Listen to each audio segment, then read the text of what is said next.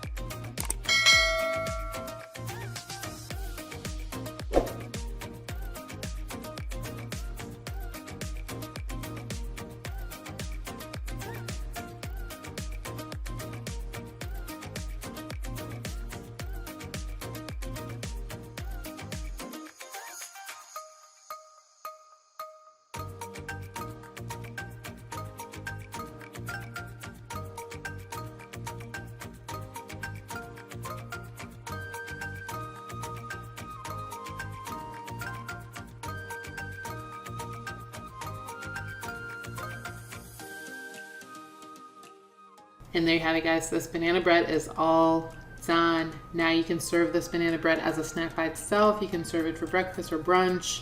If you do end up trying this recipe, please let me know how it goes. Anyway, guys, I hope that you comment, you like, you share this video, and you subscribe and come back for more content. Until next time, guys, bye.